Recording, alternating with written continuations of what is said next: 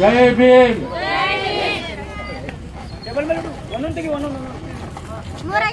ವೇದಿಕೆ ಮೇಲಿರ್ತಕ್ಕಂಥ ಈ ಊರಿನ ಉಪಾಧ್ಯಕ್ಷರೇ, ಗ್ರಾಮ ಪಂಚಾಯತ್ ಉಪಾಧ್ಯಕ್ಷರೇ ಮತ್ತು ಮಾಜಿ ಗ್ರಾಮ ಪಂಚಾಯತ್ ಅಧ್ಯಕ್ಷರೇ ಹಾಗೂ ಈ ಗ್ರಾಮ ಪಂಚಾಯತ್ನ PDO ಅವರೇ ಹಾಗೂ ನಮ್ಮ ಆತ್ಮೀಯ ಸಹೋದರರಾದಂಥ ನಿಂಗಪ್ಪ ಪ್ರಭುತ್ಕರ್ ಅವರೇ ಮತ್ತು ನನ್ನ ಸಹೋದರ ಯಶವಂತ್ ಹೋಳ್ಕರ್ ಅವರೇ ಮತ್ತು ಇನ್ನೊಬ್ಬ ವಿಠಲ್ ಅವರೇ ಮತ್ತು ತುಕಾರಾಮ್ ಹೋಳ್ಕರ್ ಅವರೇ ಮತ್ತು ಎಲ್ಲ ಸಹೋದರಿಯರೇ,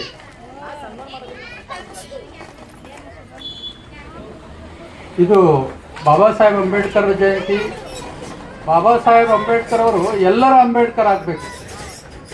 ಇದು ಹೊಲೆಮಾದಿಗರ ಅಂಬೇಡ್ಕರ್ ಆಗಿದ್ದಾರೆ, ನಮ್ಮ ಅಂಬೇಡ್ಕರ್ ಆಗಬೇಕು, ಎಲ್ಲರ ಅಂಬೇಡ್ಕರ್ ಆಗಬೇಕು. ಅದಕ್ಕಾಗಿ ನಾನು ಬಾಬಾ ಸಾಹೇಬ್ ಅಂಬೇಡ್ಕರ್ ಅವರ 130ನೇ ಜಯಂತಿ ಉತ್ಸವದ ಶುಭಾಶಯಗಳನ್ನು ಕೋರ್ತೇನೆ. 134ನೇ ಶುಭಾಶಯಗಳನ್ನು ಕೋರ್ತೇನೆ ಮತ್ತು ಈ ಹಸಿರು ಕ್ರಾಂತಿ ಹರಿಕಾರ ಜಗಜೀವನರಾಮ್ ಅವರ ಜಯಂತಿ ಉತ್ಸವದ ಶುಭಾಶಯಗಳನ್ನು ಕೋರ್ತಾ, ನಾಳೆ ಇರ್ತಕ್ಕಂಥ ಬಸವ ಜಯಂತಿ ಇದೆ, ಬಸವ ಜಯಂತಿಯ ಶುಭಾಶಯಗಳನ್ನು ಸಹ ಕೋರ್ತೇನೆ.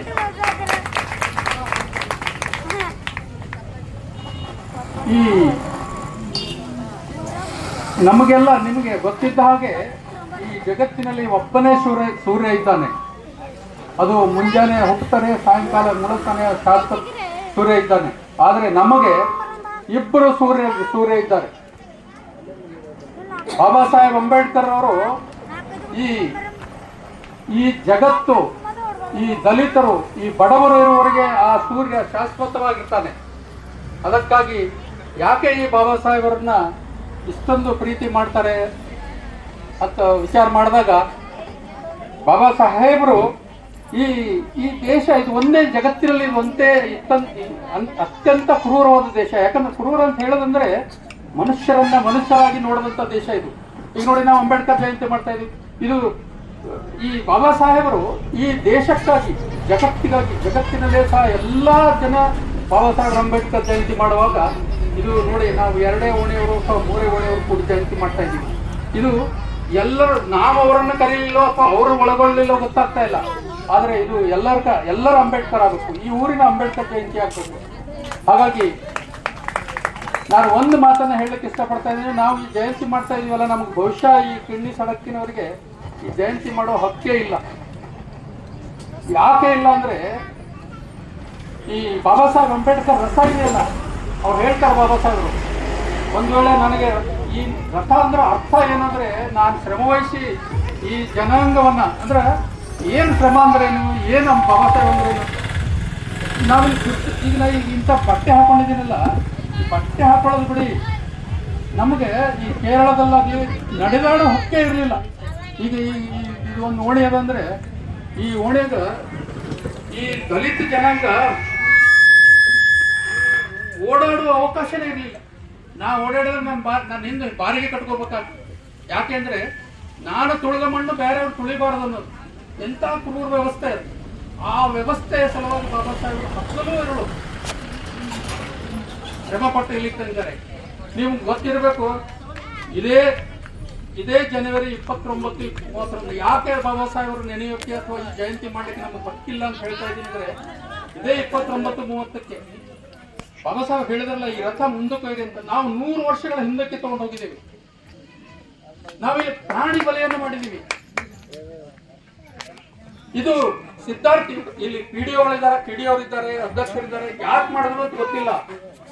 ನಾನು 20-30 ವರ್ಷಗಳಿಂದ ಇಲ್ಲಿ ಇಲ್ಲಿ ಎಲ್ಲ ಈ ಶೂದ್ರರೇ ಇರುವ ಊರಿದು. ಇಲ್ಲಿ ಯಾರು ಬ್ರಾಹ್ಮಣರಿಲ್ಲ, ಶೂದ್ರರಿಲ್ಲದಿದ್ರು ಸಹ ಇಲ್ಲಿ ಅತ್ಯಾಚಾರ ಇದೆ. ನಾನು 20-30 ವರ್ಷಗಳಿಂದ ಇಲ್ಲಿ ಈ ನಳದ ನೀರು ಹಿಡಿಯುವಾಗ ಇಲ್ಲಿ ಕೇಸ್ಗಳೆಲ್ಲ ಆಗಿದೆ. ಹಾಗಾಗಿ ನಾನು ಮೊನ್ನೆ ಅದು ಪ್ರಯತ್ನ ಮಾಡಿ ಬಂದ್ ಮಾಡ್ಬೇಕಂದ್ರೆ, ನೀವೆಲ್ಲ ಮಾಡ್ತೀರಿ, ಬಿಟ್ಟು ಹೋಗ್ತೀರಿ, ನಾವು ಅನುಭವಿಸ್ಬೇಕಾಗ್ತದೆ ಅನ್ನೋದಕ್ಕೆ ನಾವು ಏನು ಮಾಡಲಿಲ್ಲ. ಅದಕ್ಕಾಗಿ ನಾನು ಇಲ್ಲಿ ಮುಖಂಡರಿದ್ದಾರೆ, ಈ ಸಿದ್ಧಾರ್ಥ ಯುವಕ ತಂಡದವರಿಗೆ ಇವತ್ತೇ ಪ್ರತಿಜ್ಞೆ ಮಾಡ್ಬೇಕು. ನಾವು ಬಾಬಾ ಸಾಹೇಬ್ ರಥ ಅಂದ್ರೆ ಏನಂದ್ರೆ, ನೀವು ಅದು ಎಷ್ಟೋ ವರ್ಷಗಳ ಹಿಂದೆ ಯಾವಾಗ ನಡೆದ ಪ್ರತೀತಿ ನಾವು ಮತ್ತೆ ಮಾಡ್ತಾ ಬರ್ತಾ ಇದ್ದೀವಿ. ಯಾವ ಕಾರಣಕ್ಕಾಗಿ ಮಾಡ್ತಾ ಇದ್ದೀವಿ? ಅದಕ್ಕಾಗಿ ಯಾಕೆ ಮಾಡಿರೋ ಗೊತ್ತಿಲ್ಲ. ಇನ್ನು ಮೇಲಾದರೂ ಸಹ ಈ ಸಿದ್ಧಾರ್ಥ ತರುಣ ಸಂಘ ಮತ್ತೆ ಇಲ್ಲಿ ಇದ್ದಂತ ಲೀಡರ್ಗಳು ಈ ಜನ ಅದು ನಾವು ಮುಂದಿನ ವರ್ಷ ಮಾಡಲ್ಲ ಅನ್ನೋದನ್ನ ಪ್ರತಿಜ್ಞೆ ಮಾಡ್ಬೇಕು.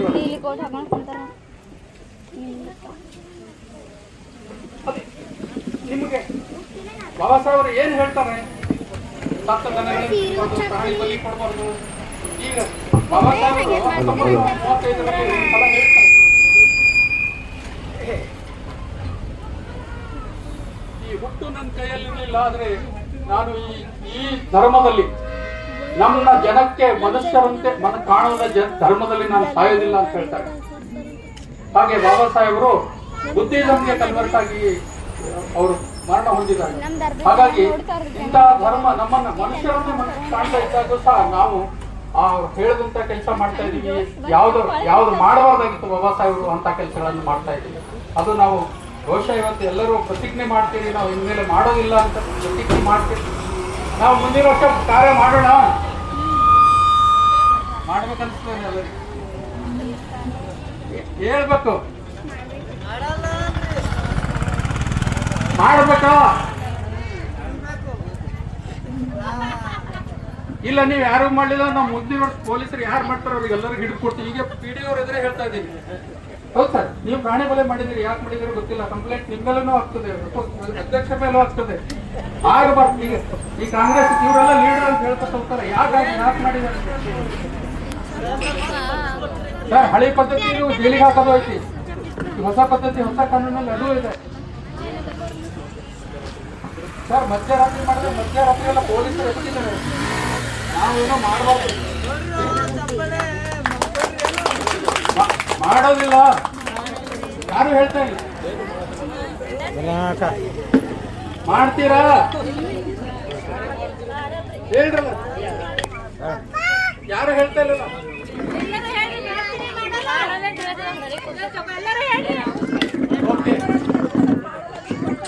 ಓಕೆ, ಧನ್ಯವಾದಗಳು. ಈಗ ಆಯ್ತು, ನೀವು ಯಾರು ಮಾಡಿದ್ರು ಸಹ ನಾವೇ ಇಲ್ಲಿ ಇರ್ತಕ್ಕಂಥ ಓಟ್ ಹಾಕ್ತೀವಿ ನಾವು.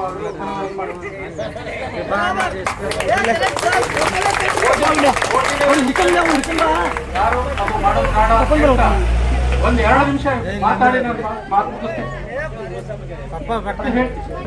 ಬಾಬಾ ಸಾಹೇಬರು ಎಷ್ಟು ಕಷ್ಟಪಟ್ಟರು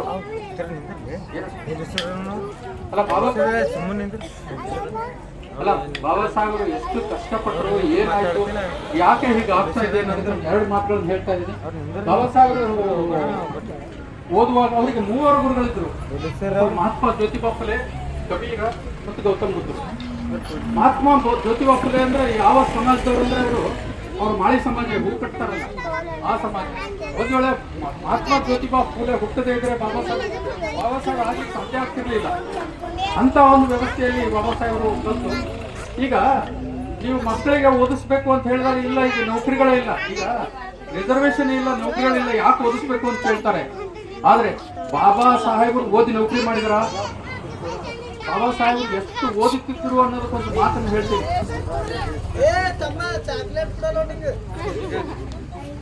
ಬಾಬಾ ಸಾಹೇಬರು ಒಂದು ಸಲ ಲೈಬ್ರರಿಗೆ ಹೋದ್ರಂದ್ರೆ ಆ ಲೈಬ್ರರಿಯನ್ನು ಬರೋದಕ್ಕಿಂತ ಮೊದಲು ಮತ್ತೆ ಆ ಲೈಬ್ರರಿನ ಹೋಗೋ ಲಾಸ್ಟ್ ಅವರೇ ಹೋಗೋರು.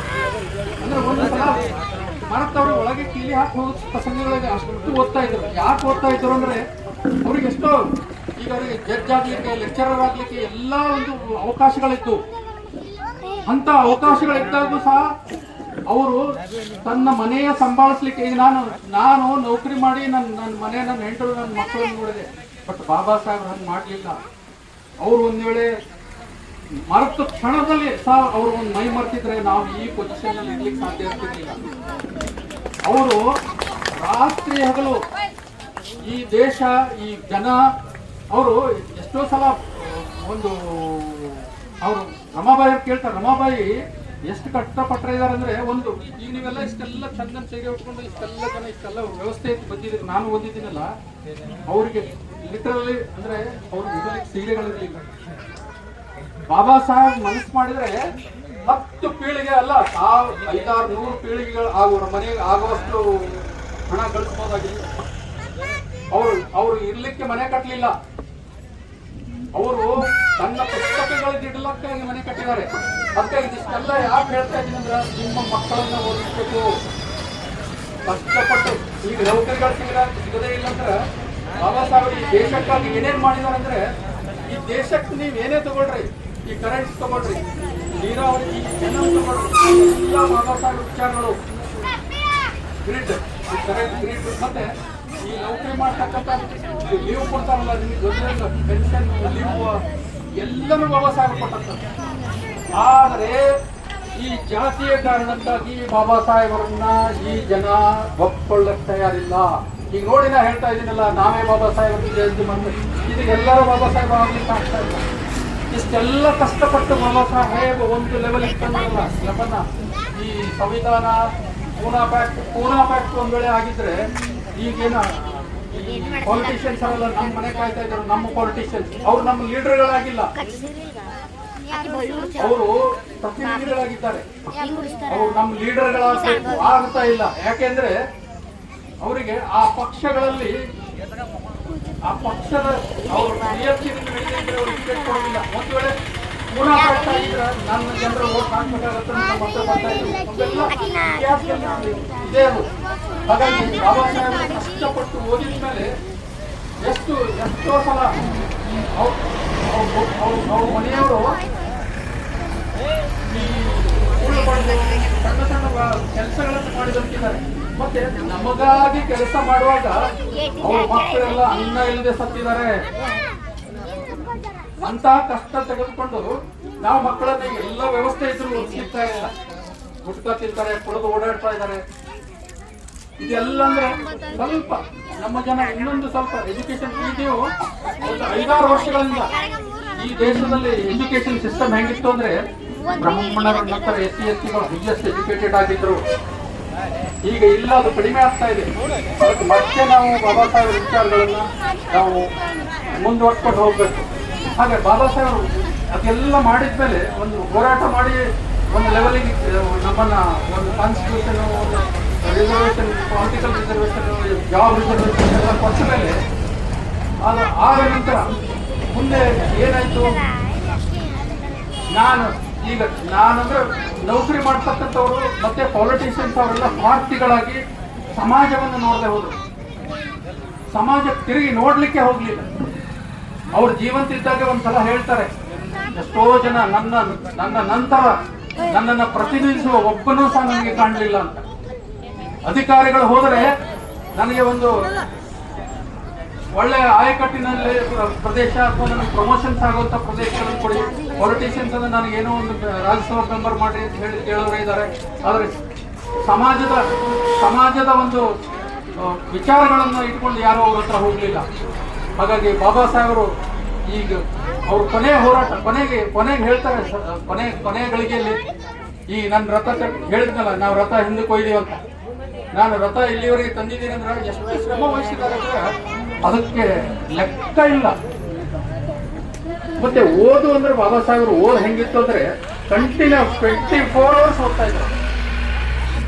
ಯಾವುದೇ ಇಂಥ ಒಂದು ಸಬ್ಜೆಕ್ಟ್ ಅಲ್ಲಿ ಅವರಿಗೆ ಪರಿಣಿತಿ ಇರಲಿಲ್ಲ ಅಂತಲ್ಲ.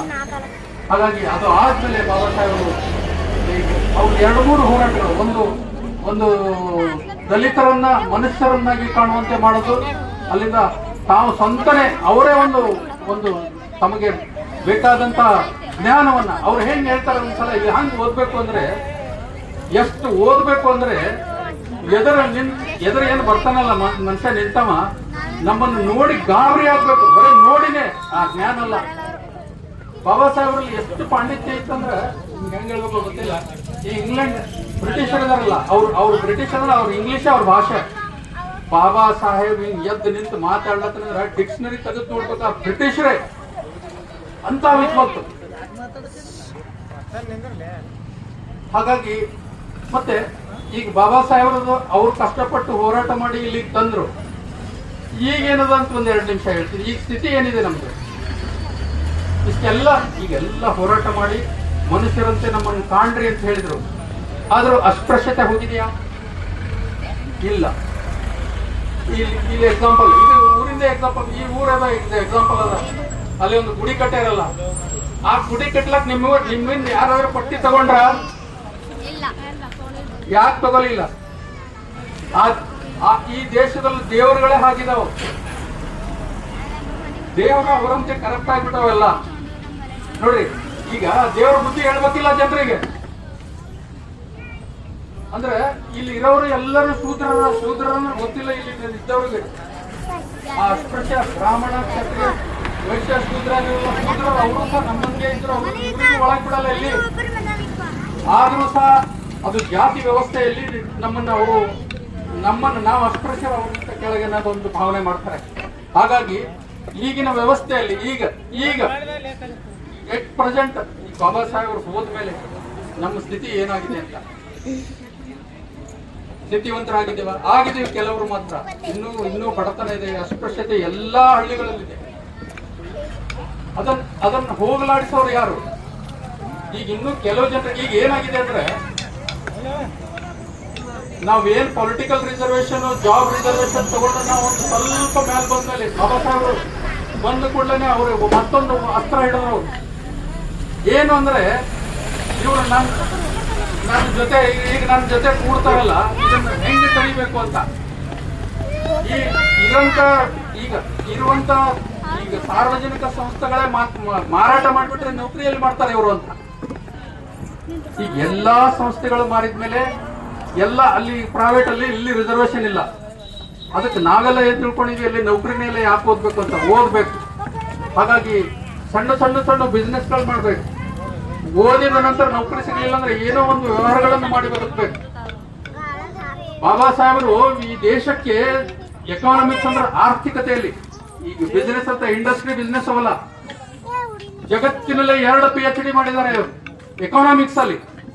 ಈ ದೇಶಕ್ಕೆ ನಾವು ಬರೀ ಪೊಲಿಟಿಕಲ್ ರಿಸರ್ವೇಶನ್ ಮತ್ತೆ ಎಕಾನಮಿಕ್ ಯಾವುದು ಜಾಬ್ ರಿಸರ್ವೇಶನ್ ಅಷ್ಟೇ ತಗೊಂಡು, ಇನ್ನೊಂದು ಈ ಇಂಡಸ್ಟ್ರಿ ಅದಲ್ಲ, ಈ ಟಾಟಾ, ಬಿರ್ಲಾ, ಅಂಬಾನಿ ಅವರೆಲ್ಲ ಅದರಲ್ಲ, ಆ ಸೆಕ್ಟರ್ ಅಲ್ಲಿ ನಮ್ದು ಯಾವುದು ರಿಪ್ರೆಸೆಂಟೇಷನ್ ಇಲ್ಲ.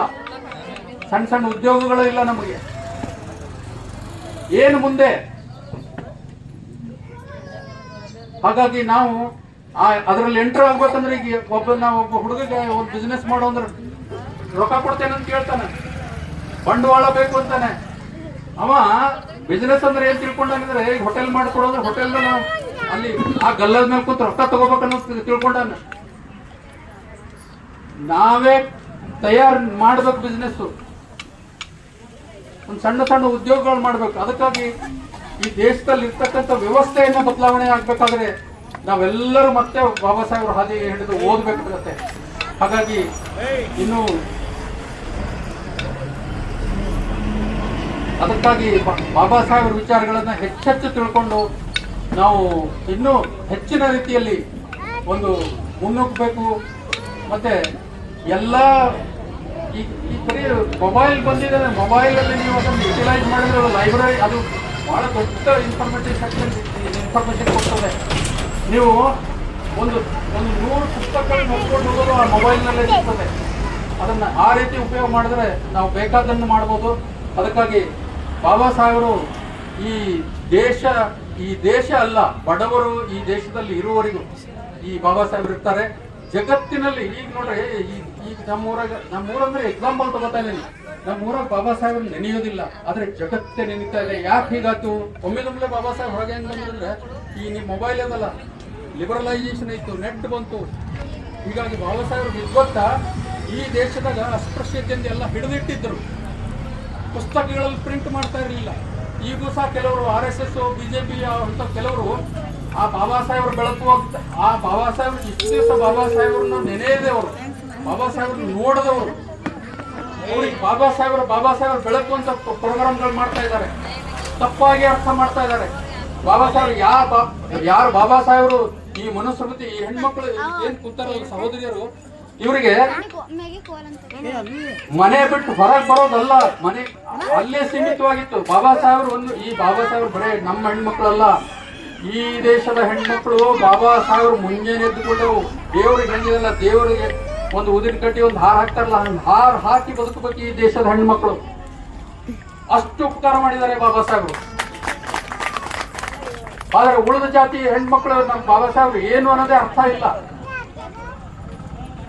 ಹಾಗಾಗಿ ನಾವೆಲ್ಲರೂ ಮತ್ತೊಮ್ಮೆ ಬಾಬಾ ಸಾಹೇಬ್ರನ್ನ ನೆನೀತಾ ಇನ್ನೊಮ್ಮೆ ನಾವು ಅದು ಇನ್ನೊಮ್ಮೆ ನೆನಪು ಮಾಡ್ತಾ ಇದ್ದೀನಿ. ಬಾಬಾ ಸಾಹೇಬ್ರ ಹತ್ರ ಹಿಂದಕ್ಕೆ ಒಯ್ಯಬಾರ್ದು ಅಂತ. ಸಣ್ಣ ಸಣ್ಣ ಕೆಟ್ಟ ಕೆಲಸಗಳು, ಅದು ಕೆಟ್ಟ ಕೆಲಸ, ಅದು ಪ್ರಾಣಿ ಬಲೆ ಮಾಡಬಾರ್ದು. ಎಷ್ಟು ದಿವಸಗಳ ಹಿಂದೆ ಆಗಿದೆ ಅದು ಈಗ ಆಗ್ಯದಂತ ಈಗ ಪ್ರೂಫ್ ಕೊಟ್ಟರು, ಈಗ ಪನಿಷ್ಮೆಂಟ್ ಆಗುತ್ತೆ ಹೇಳಿದ್ರಲ್ಲ. ನಾವು ಪ್ರಸಾದ ಮಾಡಿ ಅಲ್ಲದು, ಈಗೂ ಸಹ ಎಂಕ್ವೈರಿ ಮಾಡಿದ್ರೆ ಎಂಕ್ವೈರಿ ಆಗುತ್ತದು. ಅದು ಕೆಟ್ಟ ಕೆಲಸ. ಅದು ಯಾಕೆ ಮಾಡಿದಾರೋ ಗೊತ್ತಿಲ್ಲ, ಮಾಡಬಾರ್ದು.